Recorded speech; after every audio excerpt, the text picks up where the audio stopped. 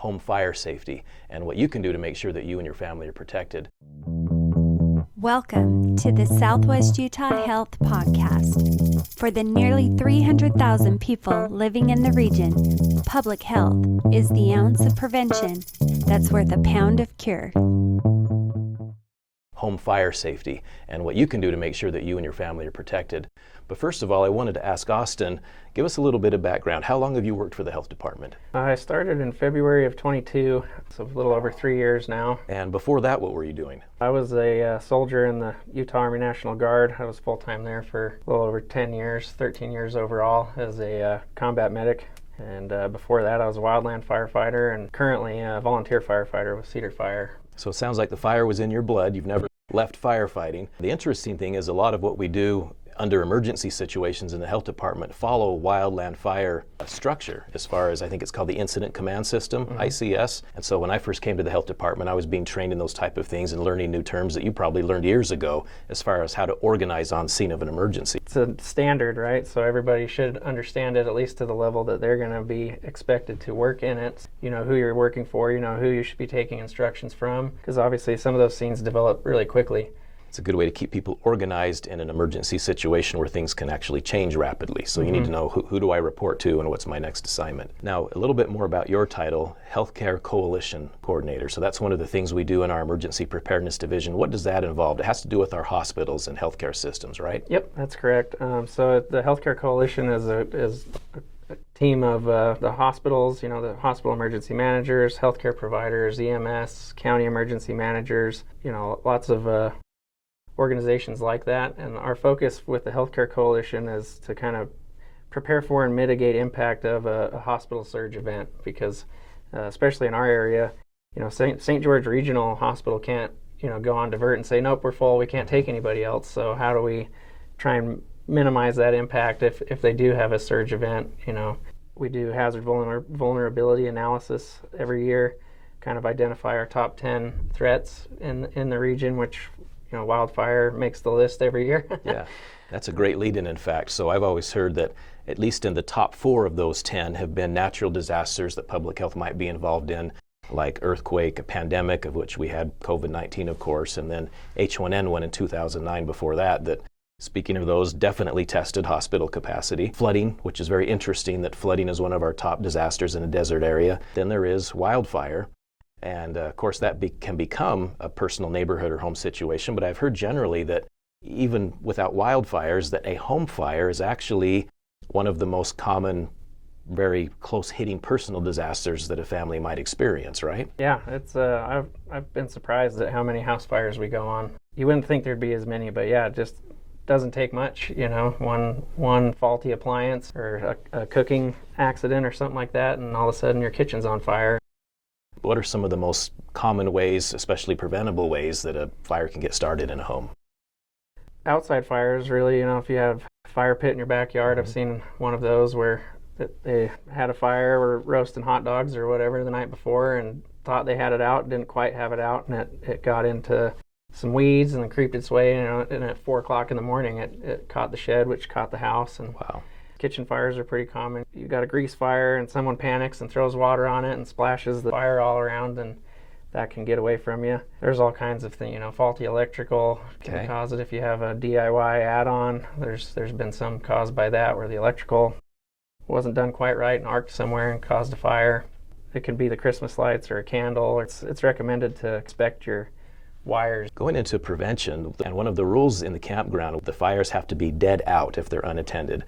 So that means cold, no chance, no sparks. How important is that? I mean, and that's not only with camping, but if you have a fire started right by your house and you're going in for the night, what do you do to make sure that no embers exist anymore? I'd absolutely drown it with, you know, if it's your house, you should have a garden hose back there. So, I mean, use copious amounts of water, get a shovel and stir it around, and then, you know, to be extra sure, take the back of your hand and touch in there, and if it makes you jerk back, it's not out all the way yet. And that's a common wildfire cause, is what people think their campfire's out or they leave it unattended. All it takes is a wind that blows a spark into the right fuel source, and you've got a problem there.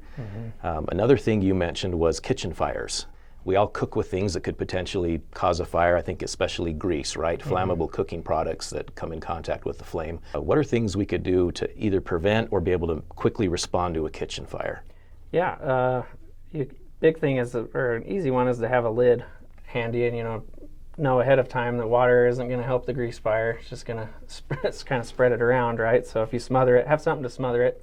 There's lots of YouTube videos you can watch of demonstrations of that. They'll spray it and it'll go everywhere, and then they'll do the exact same thing and drop a lid on it, and it's out. Okay. It's just so smothered. We think, you just mentioned if we're putting out a fire outside, lots of water, but if it's a kitchen fire, you pour water on grease, that just spreads the fire out because the grease and water don't mix, right? Yep. So getting rid of the oxygen source of the fire, I love what you just said. I guess I hadn't remembered or thought of that. Simply putting a lid on the pan that has a fire in it will work.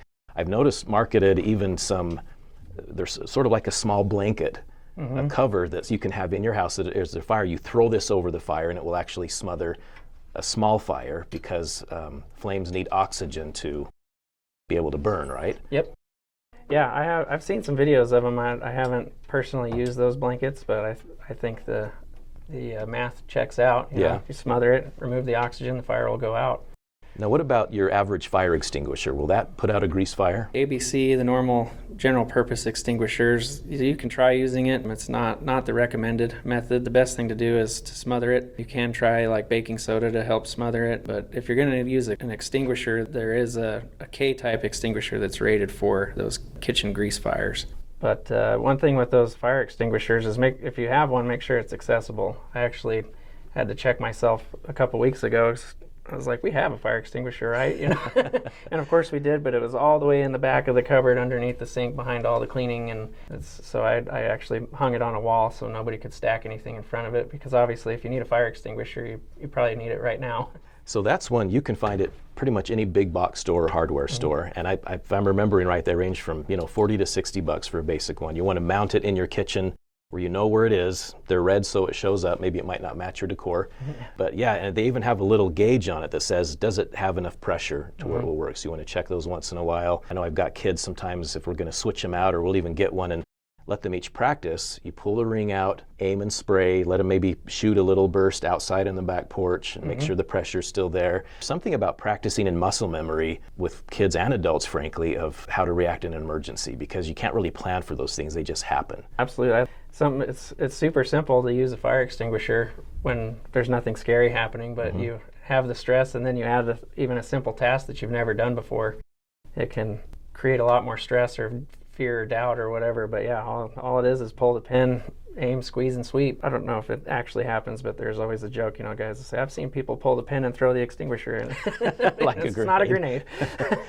I read a study too that said if faced with a sudden emergency or an unexpected disaster or an event, that most people actually freeze. So you hear fight or flight. There's fight, flight, and freeze, and that's what I actually learned working for the health department with emergency response, is that most people, unfortunately, sort of go into paralysis, where they're trying to figure out what to do, time slows down. With the remaining 30%, half of those will panic and do something unwise, take the wrong action, and the last 15% take the next right action. And that's a percentage, I think, at the health department we try to expand and help more people practice or think about what they would do so they can become part of the group that does the next right thing. In your home, with your family, what can you do to prepare for, especially a house fire? As silly as it may sound, do drills especially if you got little kids. If the smoke alarm's going off, we tell our kids to come get us because we're just straight across the hall, and then designate a meeting place, one close to the house and one maybe on the other side of your neighborhood or something, and practice it.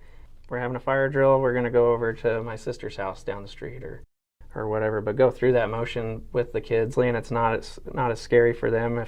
If your house is on fire, you want to get out and stay out. There's no belongings in there that are worth risking you or your family members' lives for. Just get out, call 911, and the fire department will come trying to minimize the damage as much as they can. You do hear about occasions when people try to go back in. Once the people are out, and sometimes pets are a factor there too, they'll think, I've got time to go in and maybe get something else. Like you say, once you're out, stay out. Let the firefighters come and put it out. It's just not worth added injury. Correct, yeah. There's in a house fire, especially with all the plastics and It's the furniture isn't the same now as it was 30, 40 years ago. It's not like hardwood. It's all cheap. Forget the word, but like glued together, lots of glues and stuff like that. So the air in a structure fire can be extremely toxic almost right away as soon as there's smoke showing. That's stuff you do not want in your lungs. Now, is there truth? I seem to remember hearing that if you're in a house and you detect smoke, that you should stay low to the ground. Is that the safest place to be as you're trying to evacuate? It'll be cooler and the smoke will rise because it's warmer than the air, right? So getting low to the ground on your way out will help prevent inhaling some of those toxic chemicals and stuff, absolutely. And it'll be easier to see. If you're standing upright and the smoke is at chest level, you're more likely to become disoriented or whatever, so get low and find your way out. Yeah.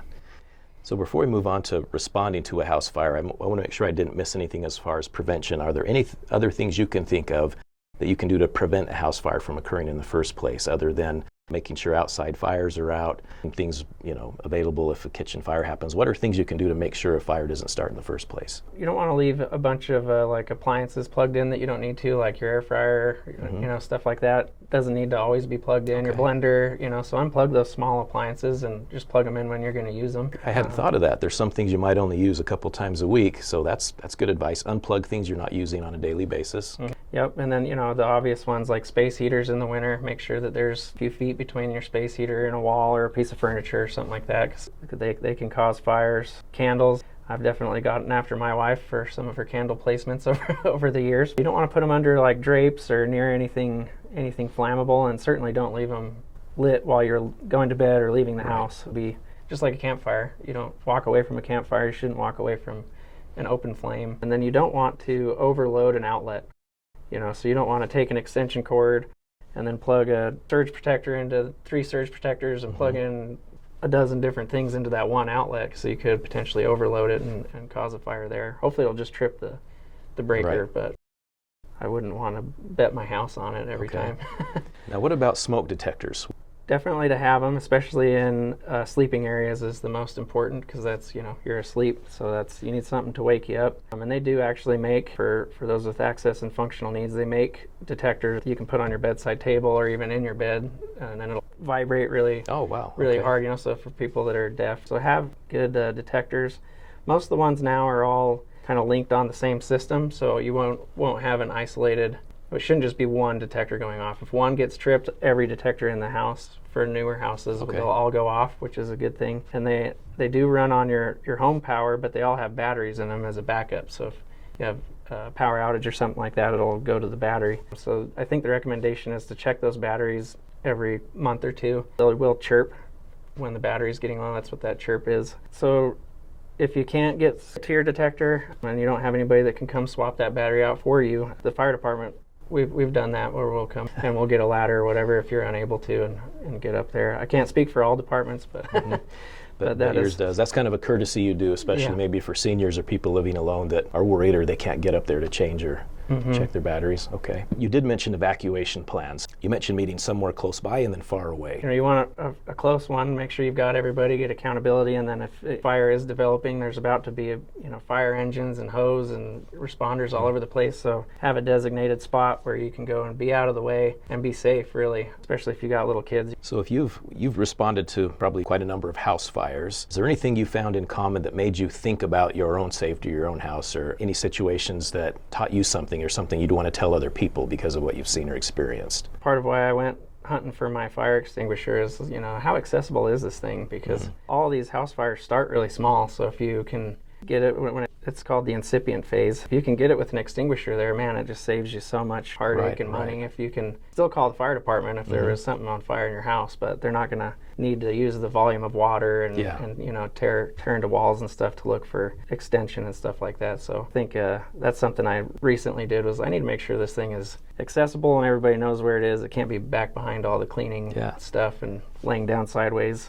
So it's the simple things. Current fire extinguisher out and visible, smoke detectors in sleeping areas at least, so that means you'd probably need several in a home. And again, talking to your family, maybe even have a little bit of fun with it, training and practicing what you would do if there was some kind of a fire. Expanding away from home fires, you've worked in wildland fire as well. When it comes to wildfires, it's one of our most likely common disasters. We have a wildfire season here and down in the southern part of the state. It can be dry, windy, not a lot of humidity. Thunderstorms come through, but if they don't drop a lot of precipitation but have lightning, I think I've heard that's a pretty common cause of fires, although I did hear that most sources of wildfires in Utah are human caused. What do people do to start those? All kinds of things. A lot of it would be campfires improperly extinguished or whatever, but grinder, using equipment that creates a spark, fireworks, or older ATVs and stuff like that don't have the appropriate spark arrestor on them can start them. Just parking on dry grass, sometimes the muffler's hot enough. And even a vehicle, you pull over, say you're on a dirt road, you pull over where there's dry grass, it can ignite from the underside of your car. Dragging chains, we go on lots of fires along I-15 where, somebody's chain wasn't quite tight enough and it's dragging on the highway at 80 miles an hour while they're pulling a trailer and kicks sparks. Is that where you see the roadside fires that tend to be kind of small because they can get them under control? Yeah, that or they blew a tire or something. But there's a lot of causes for them. You mentioned fireworks. This is the month of July. We've passed the 4th, but in Utah we have the 24th of July where it's legal to light fireworks in most places in designated spots in town where there's least probability of causing a fire. But I think the fire departments are always extra busy on those nights, the 4th and the 24th. Even though they ask people to be careful, there's always someone that wants to light it somewhere else, or they have the type of fireworks that can get out of control. What would you say about that as far as fireworks safety and as far as them being a cause of fires? I would say use the designated spots. They designated them for a reason. Like you said, they're in areas where it's not very likely to cause a fire. And then a lot of the fires we go on the 4th and the 24th are dumpster fires or trash fires because, it went off and then you went and threw it away and then it's still hot in there. So, it's definitely recommended to drop them in a bucket of water or hose them down good before you throw them in the trash can. That's a great step because a lot of times we want people to pick up their mess because it can litter everything, but to make sure those things are actually out. So a bucket of water is a great piece of advice, that you douse the spent fireworks to make sure there's no sparks in them.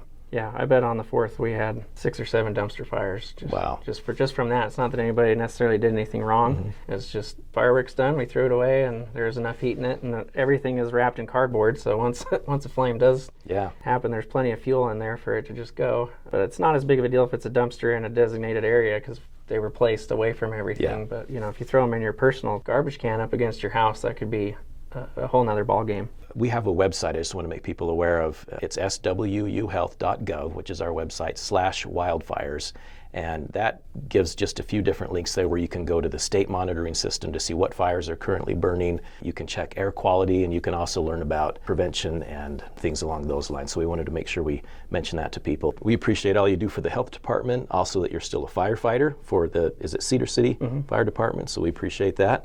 And again, we're talking with Austin with our Emergency Preparedness Division, and we'll talk to everybody next time. This podcast was brought to you by the Southwest Utah Public Health Department.